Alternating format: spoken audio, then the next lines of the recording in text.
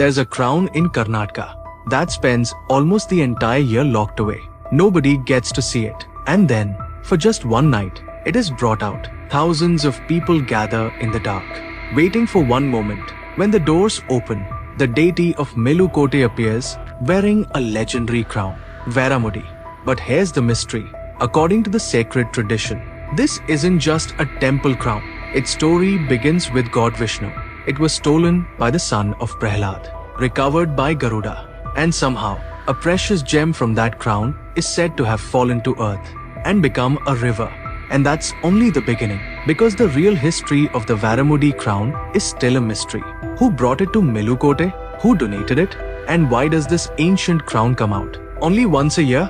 This is Vairamudi, and this is episode 2 of the Melukote series. At the Cheluvanarayana Swami temple in Melukote, there are 3 famous crowns associated with the temple: the Vairamudi, the Rajamudi, and the Krishna Rajamudi. But only one of them has an entire festival named after it, the Vairamudi. Its name refers to a diamond crown, and the story behind it begins far away from Karnataka, in the Kshira Saga, the cosmic ocean described in Hindu tradition. According to the legend, God Narayana was resting there when a demon named Virochna stole his crown. Virochna was the son of Prahlad, the great devotee of God Vishnu. He took the crown away and fled with it. So Garuda was sent to recover it. Garuda followed Virochna, defeated him, and recovered the crown. But Garuda's journey back was not the end of the story. According to the legend, while carrying the crown, Garuda saw child Krishna playing with his friends in Vrindavan. It was the middle of the day. The sun was blazing. So Garuda spread his enormous wings over Krishna, protecting him from the sun. And then, the story says, Garuda placed the crown on Krishna's head. And this is where the Melukote tradition connects the legendary crown with Cheluvanarayana Swami. According to local tradition, God Krishna eventually brought the crown to Thirunarayanapuram, the ancient name associated with Melukote, and presented it to Cheluvanarayana. But there's another extraordinary detail in the legend. The crown is said to have had a precious blue gem at its crest. And while Garuda was carrying it, that gem fell. According to the tradition, it fell near Nachiyar Kovil in Tamil Nadu. And the story says, the gem transformed into water. That stream became known as the Mani Muttaru. So according to the legend, one crown created an extraordinary journey. From Vishnu to Virochna to Garuda to Krishna and finally to Melukote. But now comes the part of the story that is not legend. The actual Vairamudi crown associated with Melukote today has a very different historical mystery. Nobody knows exactly who donated it to the temple.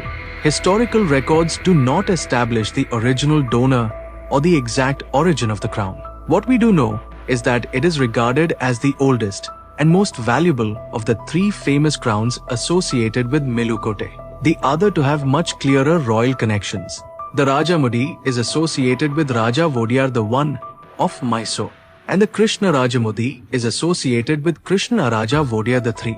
But the Vairamudi, the oldest of the 3, has no confirmed historical donor, and that mystery is part of what makes it so fascinating. Today, the crowns are kept under secure government custody, and when the Vairamudi festival arrives, the crown begins a journey of its own.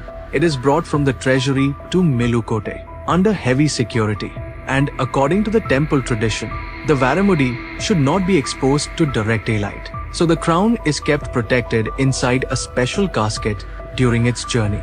When it reaches Melukote, the anticipation begins, because the crown is not simply placed on the deity like an ordinary piece of jewelry.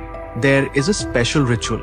The Vairamudi is brought before the deity, and when the chief priest places it on Cheluvanarayana Swami, tradition says even the priest should not look directly at the crown before it is placed on the Lord.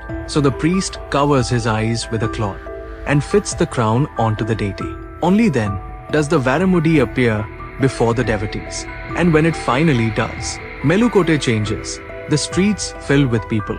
The deity is brought out in a grand procession, adorned with the legendary crown, along with Sri Devi and Bhudevi. And the procession happens at night, continuing for hours. Because according to the traditional belief, The Vairamudi should not be exposed to sunlight.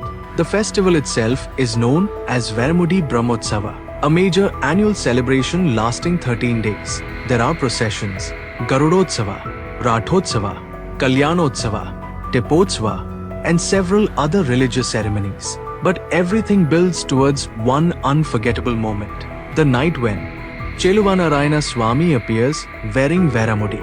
And that's why thousands of devotees come to Melukote, not simply to see a diamond crown, but to witness a tradition that connects legend, temple ritual, royal history, and an ancient sacred town, all in one night. And remember, there are three famous crowns: the Rajamudi, the Krishna Rajamudi, and the Vairamudi.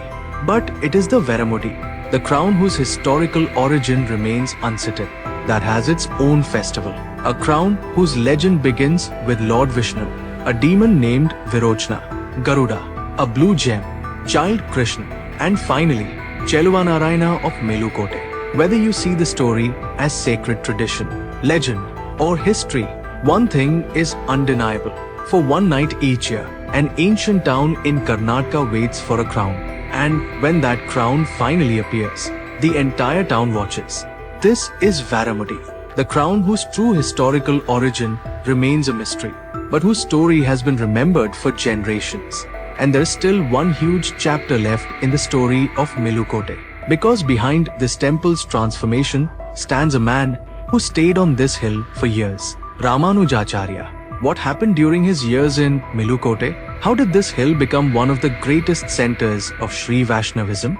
And how did the Hoysalas, Vijayanagar rulers, and Vodiyas of Mysore become connected with this sacred town? That's episode 3. Follow Journey Jodi, because in the next episode, we're going to step away from legends and crowns and into the history that transformed Melukote itself. And if this crown story surprised you, send this episode to someone who loves India's hidden history. Because somewhere in Karnataka, once every year, an ancient deity wears a crown, and an entire town waits to see it.